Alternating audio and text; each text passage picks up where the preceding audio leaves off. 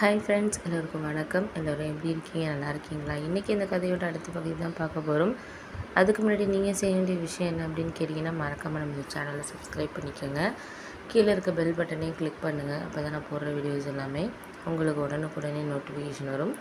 So மறக்காமல் சேனலை subscribe பண்ணிவிட்டு வீடியோ பாருங்கள் ஃப்ரெண்ட்ஸ். வாங்க நம்ம கதைக்குள்ளே போகலாம்.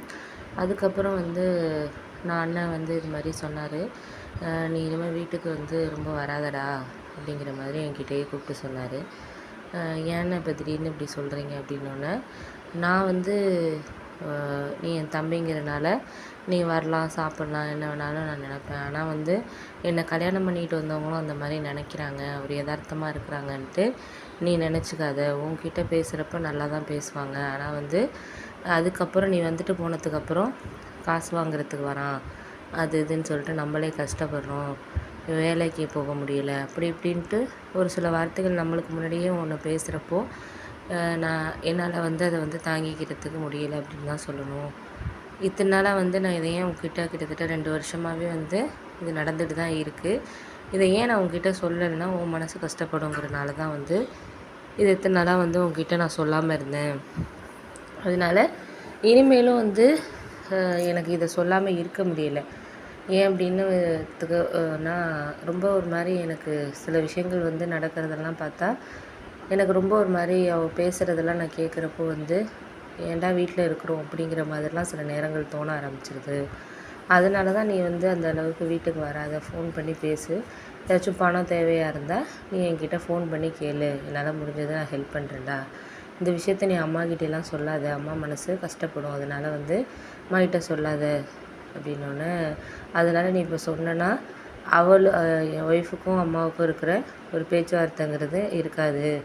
அம்மாவை பற்றி உனக்கே தெரியும், ஏதாச்சும் ஒரு விஷயம் சொன்னால் அவங்க எத்தனை வருஷம் ஆனாலும் அவங்களோட பேச மாட்டாங்க. அப்படி இருக்கிறதுனால இவ இப்படியெல்லாம் பேசுகிறா அப்படின்னு தெரிஞ்ச என் ஒய்ஃபு கண்டிப்பாக அம்மாவும் எதுவுமே பேச மாட்டாங்க, வீட்டுக்கும் வரமாட்டாங்க. அதனால் முடிஞ்ச வரைக்கும் நீ இதை சொல்லாத.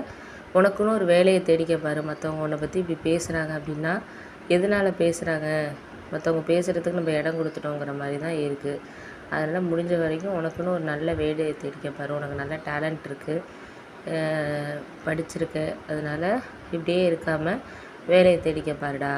எனக்கு நீ அது மட்டும் பண்ணாதான் எனக்கு ஒரு வாழ்க்கையில் ஒரு சந்தோஷமான விஷயம் நடந்த மாதிரி இருக்கும். நான் எவ்வளோ சம்பாதிச்சாலும் பண்ணாலும் நீ ஒரு நல்ல வேலைக்கு போய் அம்மாவை அடுத்தது பார்த்துக்கணும், பண்ணணும், செய்யணும், எவ்வளோ விஷயங்கள் இருக்குது அப்படின்னு சொல்லிட்டு எங்கள் அண்ணன் சொன்னார். அதை கேட்டோன்னே எனக்கு அண்ணன் மேலே கோவம்லாம் வரல.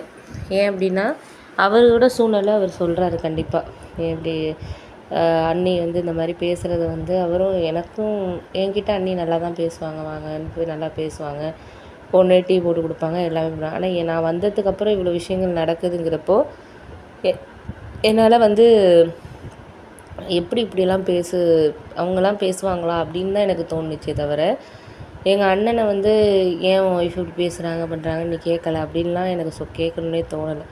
ஏன்னா அண்ணி இந்த மாதிரி பேசுகிறாங்கங்கிறது என்னால் நம்ப முடியாத விஷயமா இருந்துச்சு. ஏன்னா அவங்க நம்ம நேருக்கு நம்மளுக்கு பார்க்குறப்போ நேரில் பார்க்குறப்போ அந்தளவுக்கு ஒரு கவனிப்பாங்க, சாப்பாடு செய்கிறது எதாக இருந்தாலும் செய்வாங்க. ஆனால் இப்படி நம்ம வந்துட்டு போனதுக்கப்புறம் இந்தளவுக்கு ஒரு இது இருக்கா அப்படிங்கிற மாதிரிலாம் எனக்கு தோண ஆரம்பிச்சு.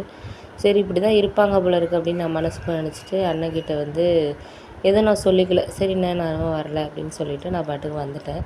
வந்ததுக்கப்புறம் எனக்கு நைட்டு ஃபுல்லாக தூக்கமே இல்லை. அம்மா கூட கேட்டாங்க, ஏன்டா சோகமாக இருக்க, என்ன விஷயம், அண்ணன் வீட்டில் ஏதாச்சும் நடந்துச்சான்னு. அதெல்லாம் ஒன்றும் இல்லைம்மா, எனக்கு வேலை அப்ளை பண்ணியிருந்தேன்ல, இப்படியே போயிட்டுருக்கு, என்ன தான் பண்ணுறது, அதை யோசிச்சுட்டு தான்மா நான் இருக்கேன், வேறு ஒன்றும் இல்லைன்னா அம்மா சொன்னாங்க. அதை யோசித்து என்ன ஆக போகுது, யோசிக்கிறனால ஏதாச்சும் மாறிட போதா, ஒன்றும் இல்லை.